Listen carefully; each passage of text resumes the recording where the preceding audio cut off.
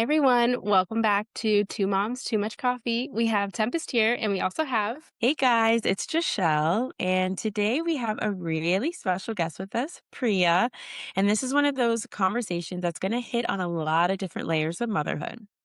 Priya is a mom of two under two, so she is right in the thick of it, like so many of you listening. But her story goes way beyond just day to day mom life. She was diagnosed with a chronic illness at 13 and has gone through over 30 surgeries, which completely shaped her perspective on life, healing, and overall identity. That journey led her into studying herbalism, foraging, and eventually into astrology and quantum physics, which I know is like a mouthful.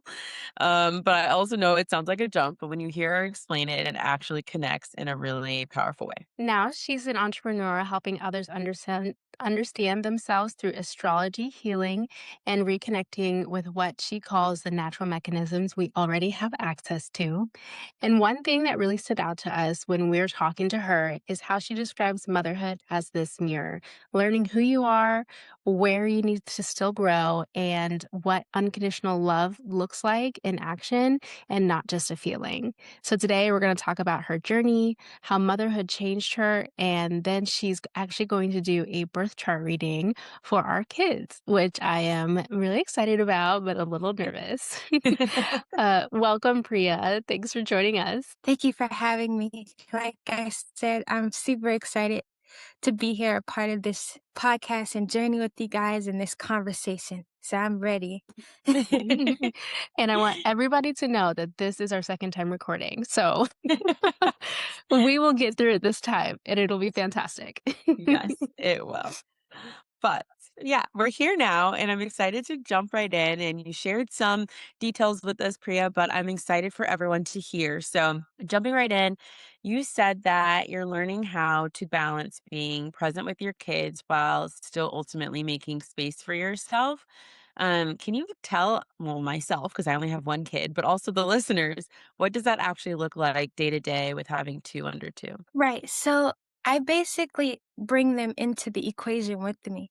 So, especially my daughter, even though she's only 2 years old, I allow her to help when it comes to doing things with us, with her brother and stuff. So, like, even if it's just small things like getting a diaper or, putting this in the dirty clothes for me. And it really helps to balance out the energy, especially because, kids need a lot of stimulation. And if I'm just getting myself together or I'm just trying to get her together, then he's doing something. And then once I get her together, now she's all over the place and then she might mess up her clothes or something. And then that's when you get all overstimulated or whatever. So sometimes what I do is I just allow her to help me or we do things together. Like you go pick out your clothes while I'm putting my clothes on. And by the time I get my clothes on, you got your clothes picked out. So now I could put your clothes on. So basically what we do is just alternate and work together as a family. There's no like, this is my house, my rules. I like to work together because like I said before, I grew up in a household which was like my house, my rules as my parents, and it wasn't really a working together. So I like to work together. Everybody has things that we do and then we can do them together and it makes it just so much easier. Yeah, absolutely. I love that because I do see a lot of moms that actually end up getting overwhelmed because they try to do everything and be super perfect at everything as well. Yeah. And so to give away a little bit of the control and letting your children have a little bit of agency, I feel like that helps them grow so much. And like I think actually both of my kids had started throwing away their own diapers at like 11 months. I was like, okay, it's time for you to throw away your diaper. They would just like take the diaper and walk all the way, well, not walk because they didn't walk by then, but they'd crawl with the diaper and put it in the trash can. And, for me, it's always been so surprising to see how much they're so capable, children are. And so I love Yeah, very smart. yeah, they're smart and they're so capable. And so I'd love to see that you're also doing the, you're giving them agency to help out, to feel part of the team and not just, listening to mom because she says so. Right, most definitely. Because they have like a broader mind. It's like they can grasp information. So they're like more of a sponge because we have like an indoctrination already because we're older. But so since they're so young, they can imagine and see things beyond what I can. And it's like teaching me so much of like, with, like I said before, the listening and that they're here to learn and we're just here to guide. Like, I'm just ultimately a guide to just show you, hey, these are my experiences. This is what I've been through. So take it, take it as you should. And if you see it fit, go ahead and experience that if it's necessary, but I'm going to always be here if you need somebody to listen to, if you need somebody to talk to, or if you need to come back and what is that term? Like come back and be grounded or whatever. Yeah, I love that. I love when you can take your own past experiences and try to shape, if you will. So, like, there's two different paths that you can take, I feel like, and you can either try to shape them exactly how you want them to be and like mold them because your past was like that, or you can kind of let them shape themselves based off of your past experience and not force them, kind of like I grew up this way, so you need to do it the same exact way. And Right. so I love that you are taking that route and saying like, this is my past experience. This is how it shaped me, but I'm going to do it differently for you so that you can use your broader mind. So I love that. And kind of like going into shaping and like what shaped you right now and like how you've gone as a mother. How do you feel like your past in regards to the 30 surgeries that you went through? How do you feel like that shaped you as a motherhood and how you kind of go with parenting, if you will? Right. So it's funny because I always knew I wanted to have children or be a mom. Like that's just something I already knew. And even growing up, I was a teacher. So I've always been around children and children have always been around me because I just love that the energy and the youthfulness they bring and the out of the box experience. It's so amazing. And like I said, I was a child myself going through these surgeries. I was only 13 years old, still just becoming a teenager, really. And I grew up having a lot of self-conscious, body dysmorphia, and then trying to understand the spirituality of it all because I grew up in a Christian family home, and I'm trying to figure out, well, then why did God give me this disease? Like you're a kid, I'm a kid. Like, why did I have to go through this? Like, why do I need to go through all these things?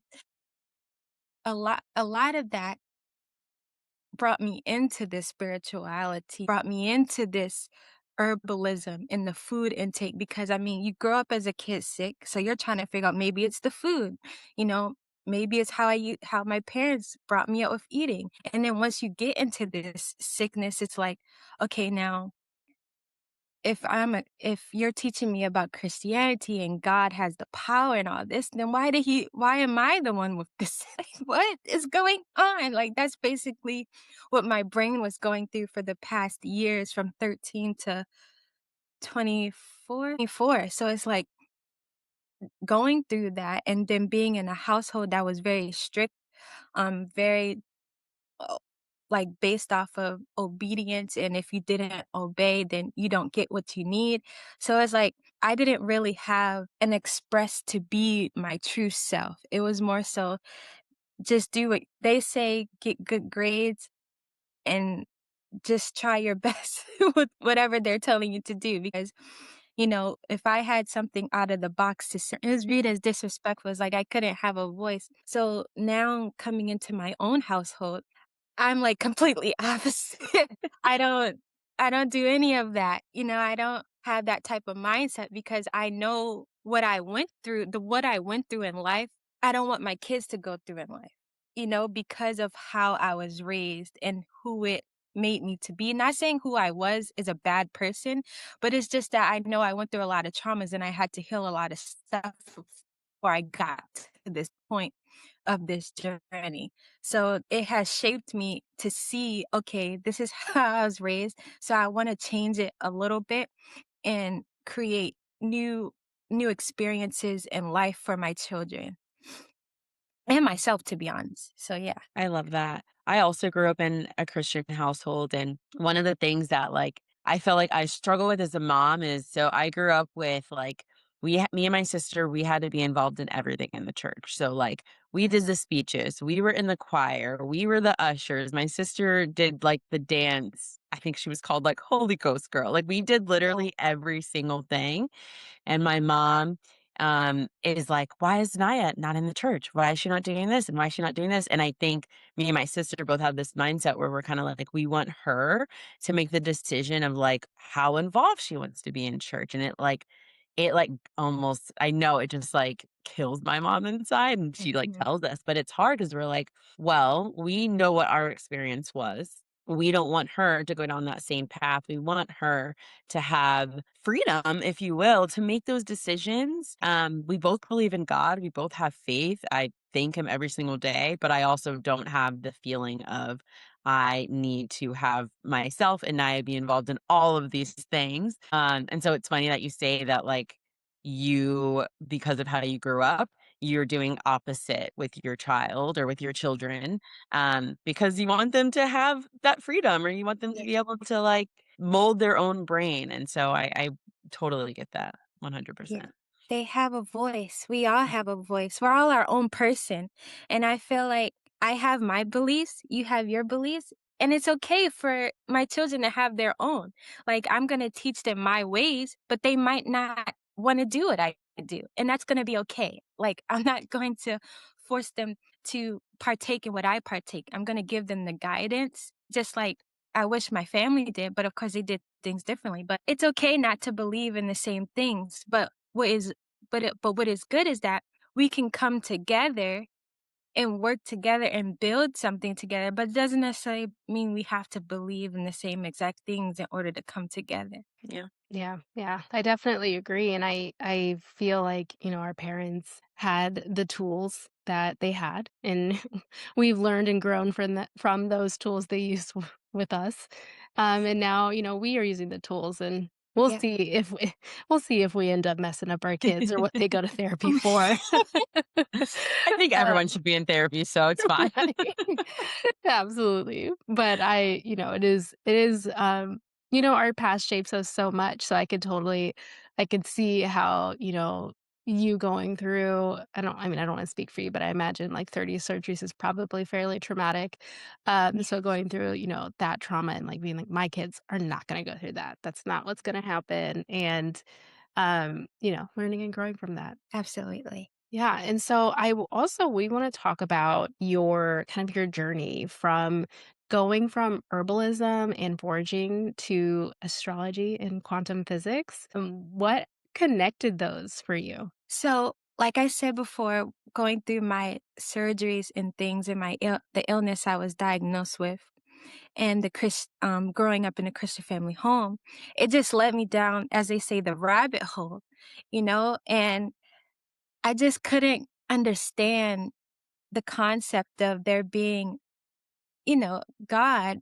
And I was going through all this and I was praying, I was asking for help, but nothing was changing. So what did was I started looking up like natural ways to heal myself. And then I saw different things like herbs and food, and I saw veganism and fruitarian. So I started going down those pathways.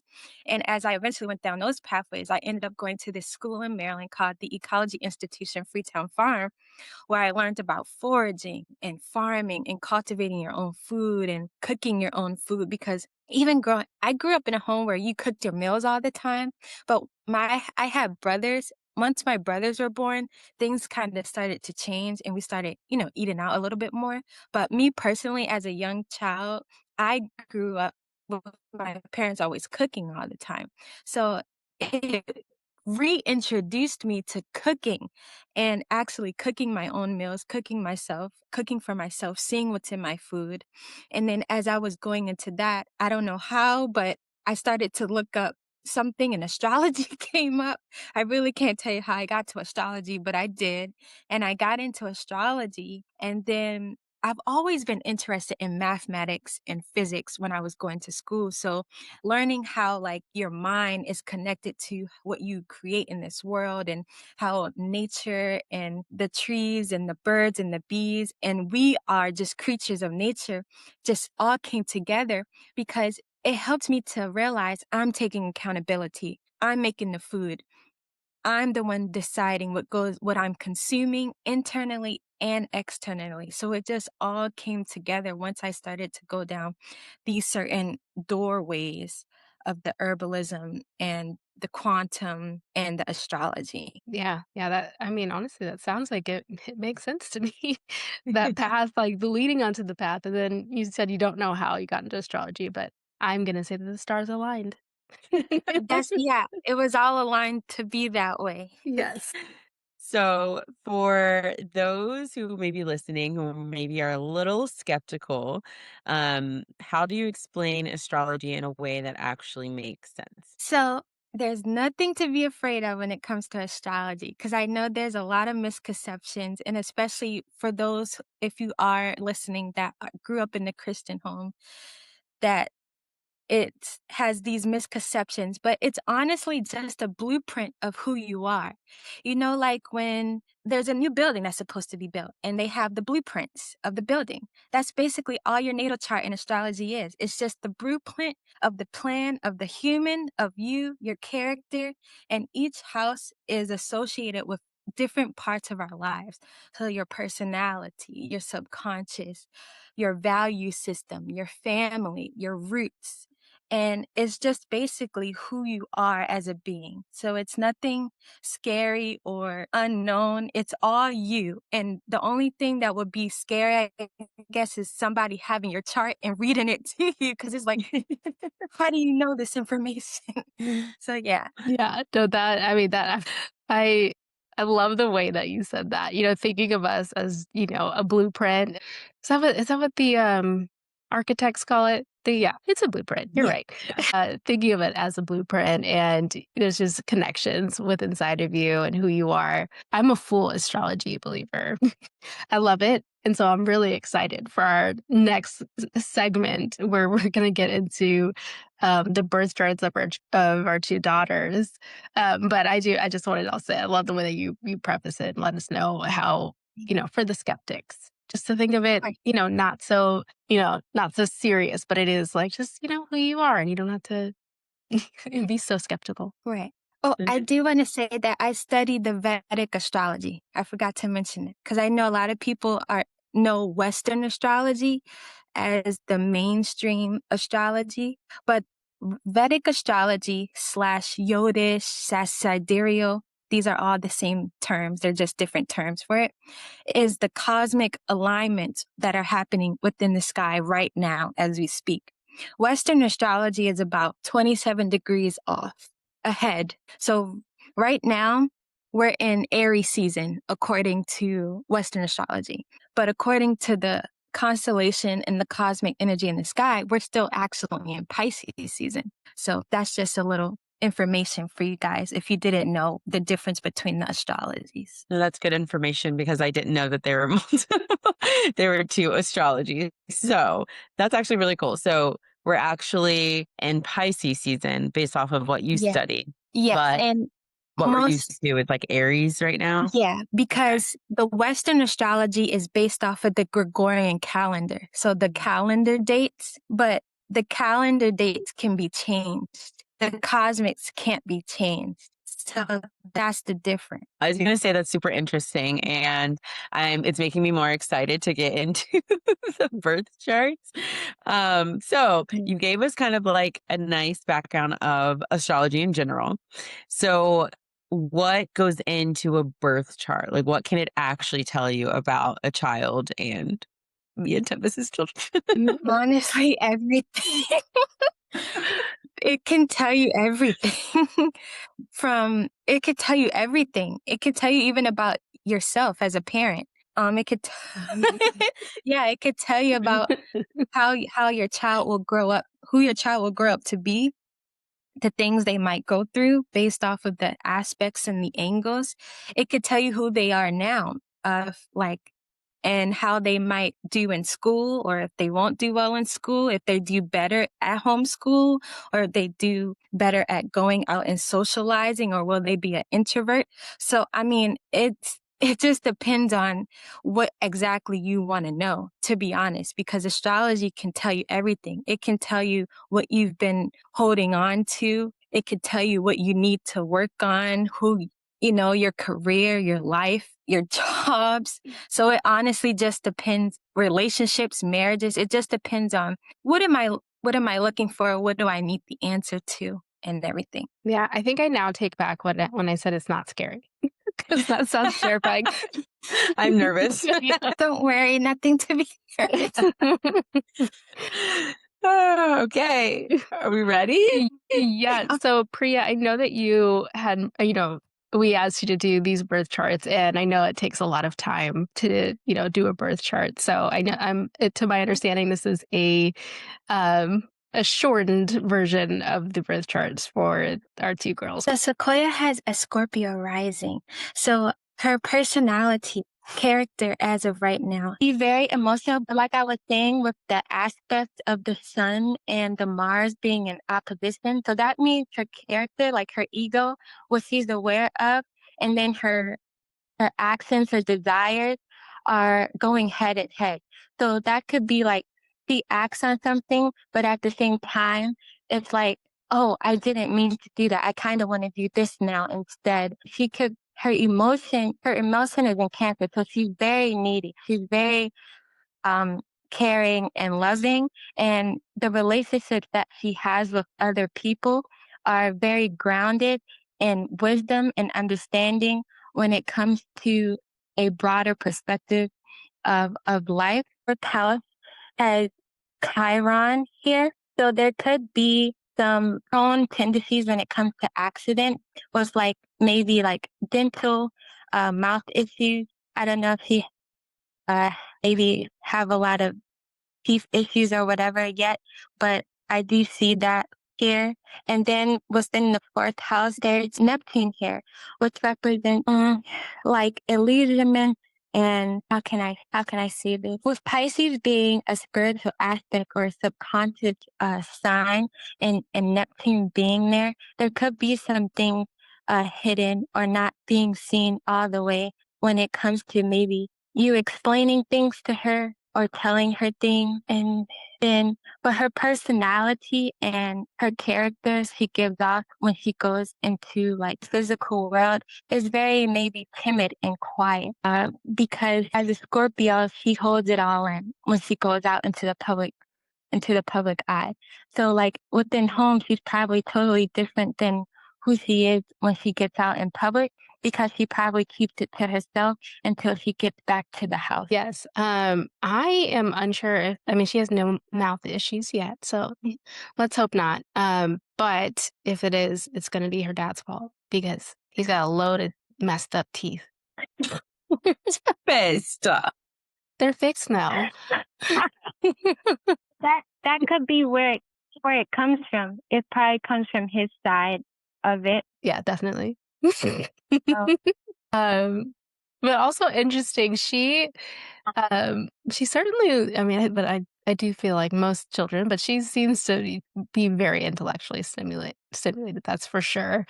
Not sure about she's to me. It feels like she might be similar in and outside of the world. Though okay. I guess sometimes her daycare teachers do say she's much quieter than we think. So maybe it's just when I'm not around. Okay.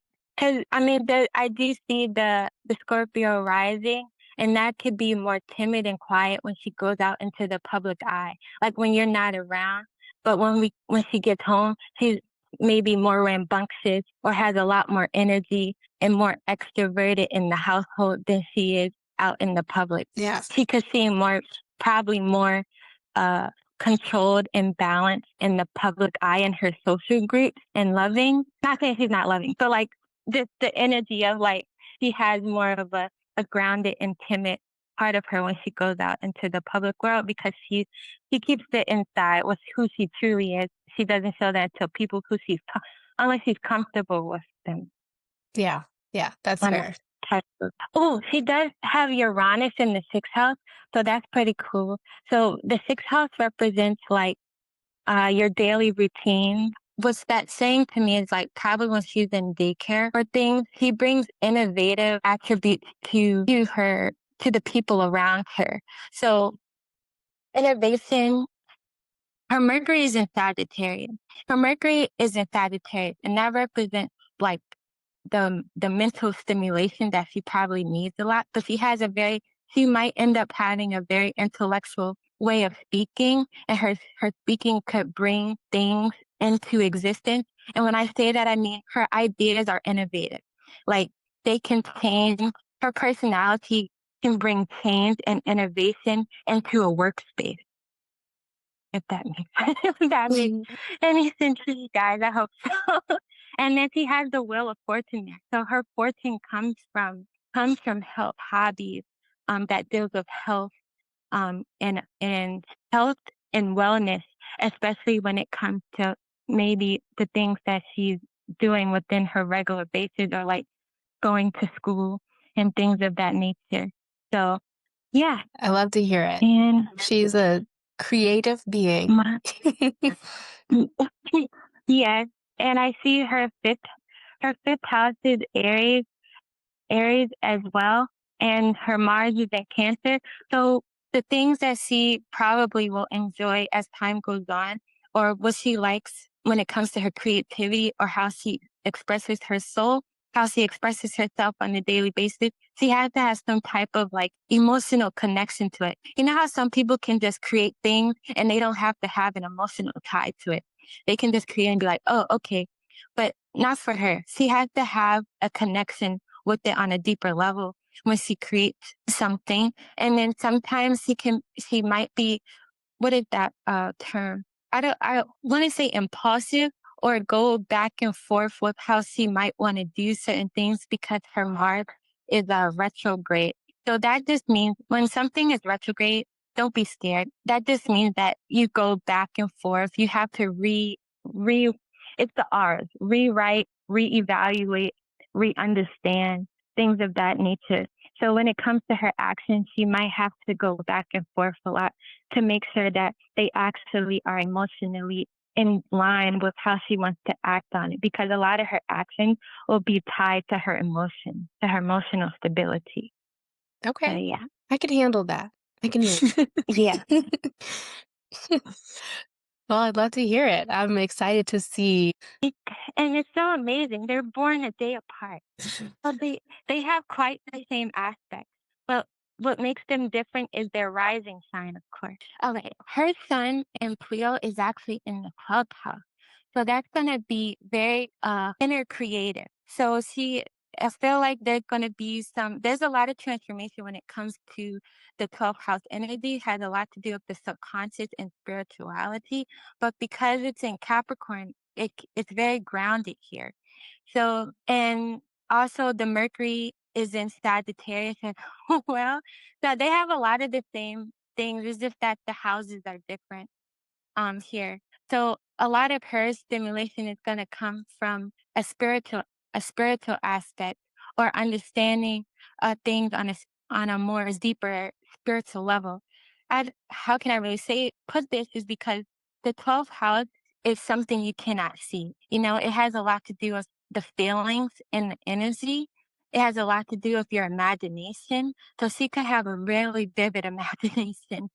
Um, like a very vivid imagination. But so she could have dreams. Ask her about her dreams when she get older. It's kind of what I want to say there. Ask her about her dreams when she gets older. And this could also represent traveling as as well as time goes on. And I see Jupiter in the fourth house. So you guys might travel a lot. I don't know if you like to travel or not, but you guys might travel a lot as time goes on because she has Jupiter in the fourth house.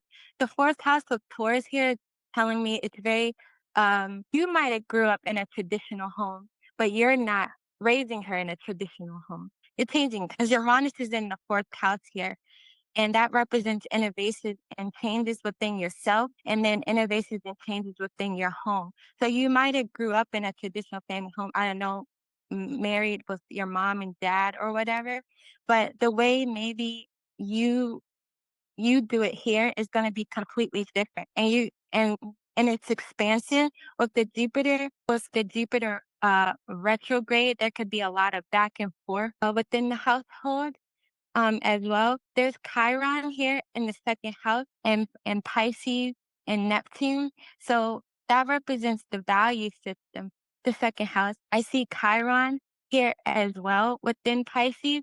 And it's in the same aspect when it comes to the nakshatra Revita, which represents a lot of accidents. So a lot of accidents. So just be mindful of that.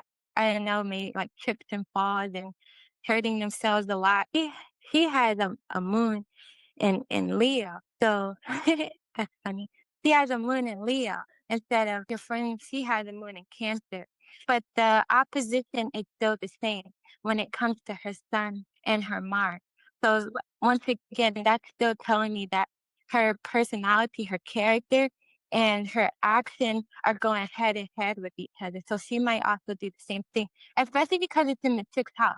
And that represents the sixth house can be routine based thing. So a lot of her actions, her passions, and the things she wants to do and work on have a lot to do with whatever the routine is. I don't know you guys' routine or whatever, but it could go head and head with her personality, being in Capricorn, which is the earth sign, and her Mars being in Cancer, which is a water sign.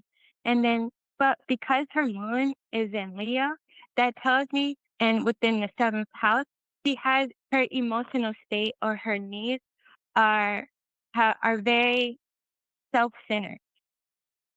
It's all I don't want to say how it's all for herself, but when it comes to the relationship between her and other people, it's like she wants the attention. She wants the attention to herself, if that makes sense. Her third house is an area. So the way she communicates is very strong, very bold, is very passionate. And once again, because her Mars is in Cancer, the way she speaks, the way she's gonna probably speak or communicate is gonna be very emotional based, as well. And that makes sense. I'm emotional, and she already communicates emotional. Yeah, that makes sense, and then also the traditional household is funny because I guess you could say I did, but also my parents got married and divorced twice, so some tradition in there, some not so much, but I do agree that me and my husband are raising her a little bit differently than how we both were raised, so definitely changes there, and a big traveler because she's already been to London. She is 14 months, I see and it's deeper in yeah. book house, a lot of international travel. I didn't say she has a Capricorn rising, so she could, like I said, the mental stimulation for both of you all, but for her specifically, she will do well with like schooling.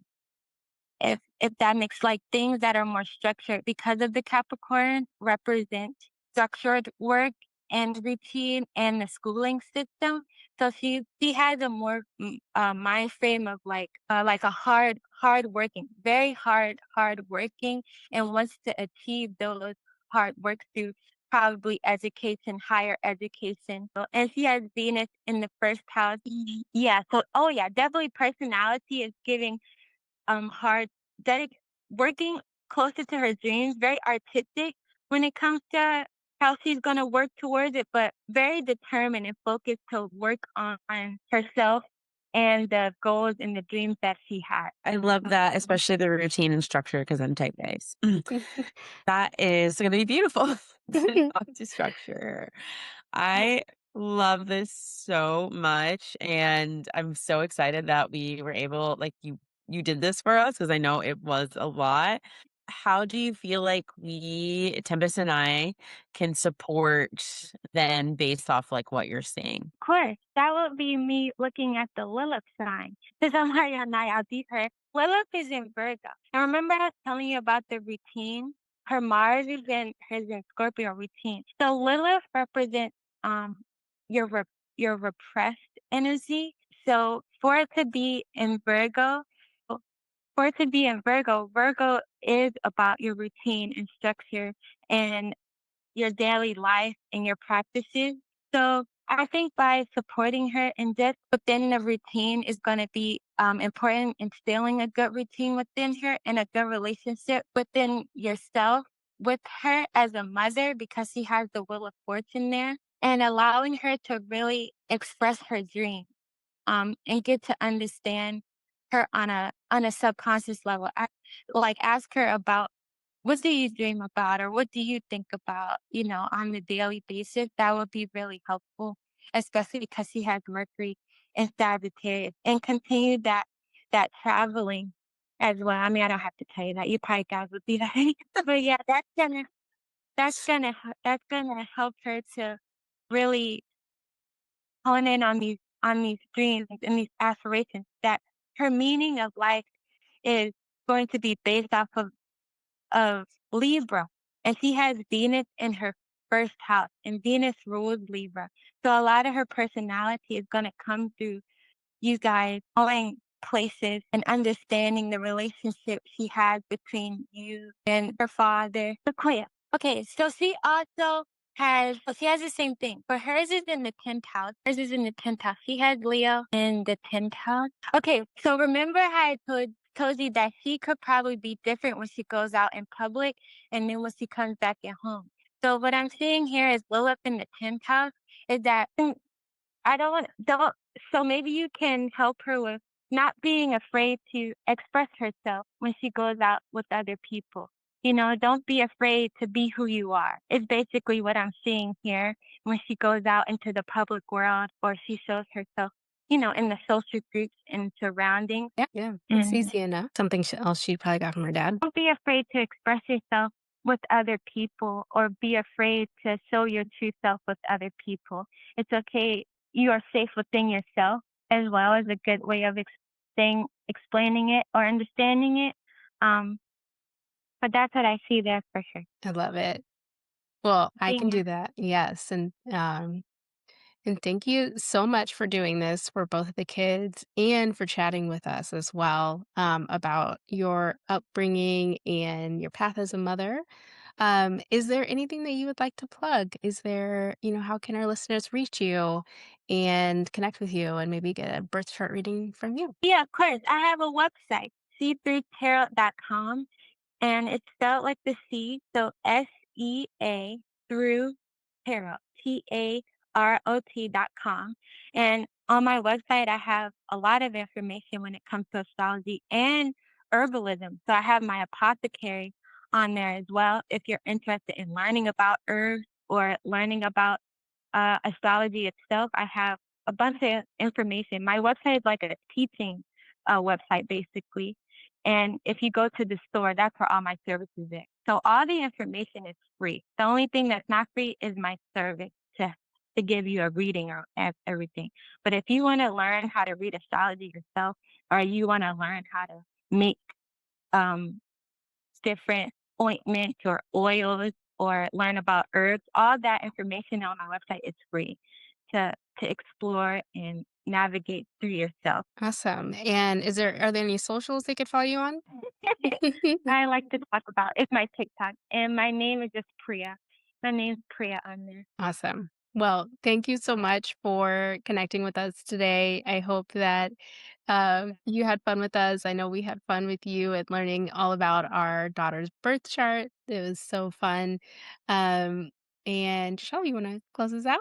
Thank you so much, Priya. And of course, me and Tibbs do not know what we're talking about next week. So we will see you then, but don't forget to continue engaging with us. Like and subscribe to our channel, and we'll see you next week. Bye, guys.